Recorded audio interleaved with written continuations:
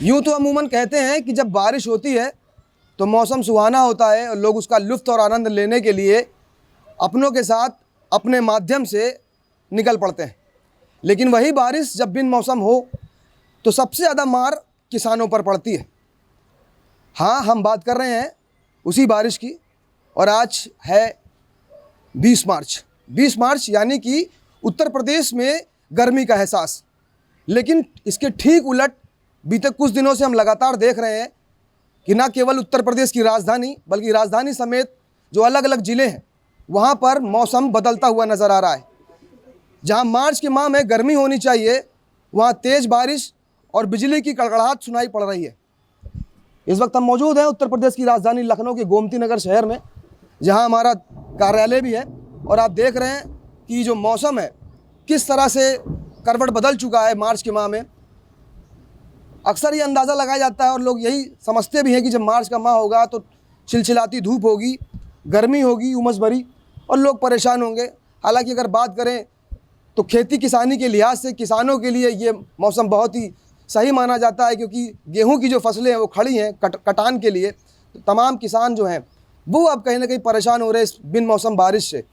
हालांकि अगर बात करें तो लगातार ये जो ग्लोबल क्लाइमेट है, ये जो बदलाव हो रहा है, इसमें कहीं ना कहीं लोगों की लापरवाही ज़रूर सामने आ रही है। हम लगातार पर्यावरण को लेकर जिस तरह से लापरवाही बरत रहे हैं उसका एक बड़ा कारण देख रहे हैं कि जो बिन मौसम जो बरसात है, जो बिन मौसम लगातार बदलाव देखने को मिल रहे हैं ग्लोबल क्लाइमेट में, उसमें कहीं ना कहीं लोगों की लापरवाहियाँ हैं।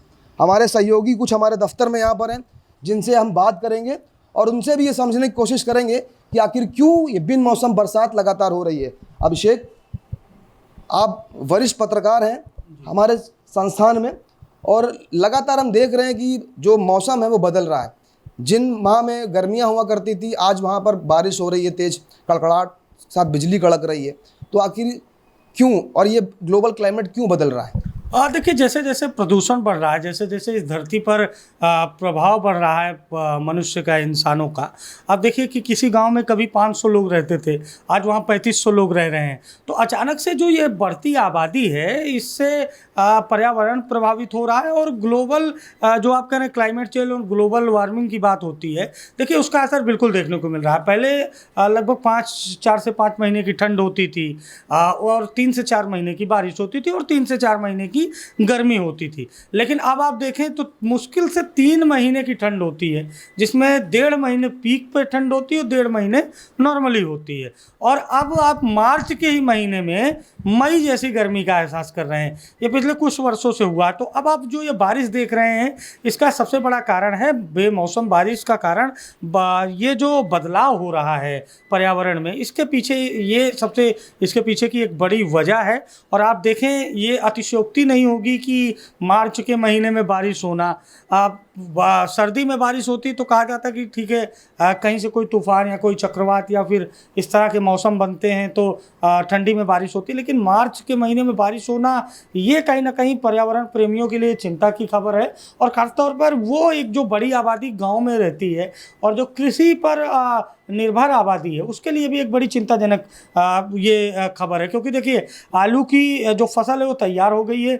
वो आलू किसान खोद कर अपने घर पर या कोल्ड स्टोरेज में रख चुके हैं। लेकिन अब उस आलू की फसल पर कई लोग मूंग की खेती करते हैं, कई लोग उड़द की खेती करते हैं। तो ये बारिश उनके लिए बेहतर है क्योंकि नमी होगी, जल्दी से विकास होगा। लेकिन जो गेहूं की फसल है, जो पककर तैयार है, किसी की फसल कटने के लिए तैयार है, कोई पकने का इंतजार कर रहा है। और ऐसे में आप देखिए कि जब खाद आधारित खेती हो गई है तो खाद आधारित खेती में जो पौधों का विकास है वो सामान्य से अधिक है। अब गेहूं के पौधे जब पहले आपको 2 से 2.5 फीट के दिखाई देते रहे होंगे, लेकिन अब आप देखेंगे तो आपको वो जो गेहूं के पौधे हैं वो पहले से बड़े दिखाई देते हैं खेतों में। तो जब बड़े पौधे होते हैं तो ऐसे में जब हवा चलती है, पानी बरसता है, तो वो जो फसल है उसके नुकसान होने का खतरा बढ़ जाता है। आम की फसल जैसे अब लखनऊ के आसपास आप देखें, स्टेट कैपिटल रीजन के जो 4-5 जिले हैं, जिसमें आपका रायबरेली है, लखनऊ है, हरदोई है, उन्नाव है, सीतापुर है, यहाँ जो आम की फसल है ये थोड़ा सा अपग्रेड है। यहाँ पर अब आपको जो आम की नर्सरी में तैयार जो आम के पौधे हैं उनमें जब फल लगते हैं तो आप देखें पहले बौर आता है, बौर के बाद फल आता है, तो फल आ चुके हैं। लेकिन गांव में जो आम की फसल है या जो गांव में सामान्य आम के पौधे हैं वहाँ पर अभी आम ने बाल रूप भी नहीं लिया है। तो ऐसे में आम की फसल को भी नुकसान बहुत है। देखिए सरकार मुआवजे का ऐलान करती है। अभी अगर इस तरह का मौसम 1-2 घंटे और रहा, बारिश तेज हुई तो मुख्यमंत्री मुआवजे का ऐलान करेंगे, लेकिन मुआवजा पर्याप्त तो नहीं है। लेकिन इसके पीछे किसी सरकार को नहीं दोष दे सकते हैं। ये जो मौसम बदल रहा है इसके पीछे लोग दोषी हैं, क्योंकि जैसे जैसे पर्यावरण पर देखिए बिजलियां कड़क रही हैं, तो जैसे जैसे पर्यावरण पर दबाव बढ़ेगा, जैसे जैसे आबादी बढ़ेगी, जैसे जैसे हम जितना प्रकृति के साथ खिलवाड़ करेंगे वैसे ही इस तरह के मौसम, बेमौसम बारिश, अत्यधिक गर्मी और कम ठंड का अनुभव करेंगे। बिल्कुल ठीक बात बोली अभिषेक आपने कि मुआवजा बांट देने से राहत नहीं मिलने वाली है। विचार करने की बेहद आवश्यकता है, क्योंकि तमाम जो किसान हैं वो निर्भर हैं कृषि पर, और जब ऐसा मौसम बदलेगा, बिन मौसम जब बरसात होगी तो उन किसानों को नुकसान ज़्यादा होगा। गर्मी के मौसम में बरसात होती है, बिजली कड़क रही है, कितना सही। और लोगों की अगर बात करें तो इसमें लोगों की लापरवाही कितना आप समझते हैं कि लोग कितना इसमें लापरवाही बरत रहे हैं?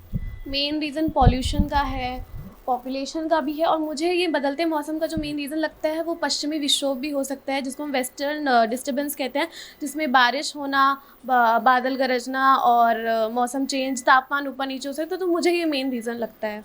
आप देख रहे हैं कि पहाड़ी जो क्षेत्र हैं, वहाँ पहाड़ी क्षेत्रों में भी अब जो विकास है, हालांकि डेवलपमेंट तेज गति से हो रहा है, लेकिन कहीं ना कहीं पहाड़ों में इतनी तेज़ी से विकास करना ये भी कहीं ना कहीं मौसम में प्रभाव डालता है। हाँ, प्रभाव डालता है, क्योंकि उतनी ज़मीनें नहीं होती, पहाड़ पे ही लोग घर बनाते हैं, तो जिस तरह से वो शायद गलत हो सकता है, उससे भी बारिश का और तापमान में भी उसमें असर डाल सकता है।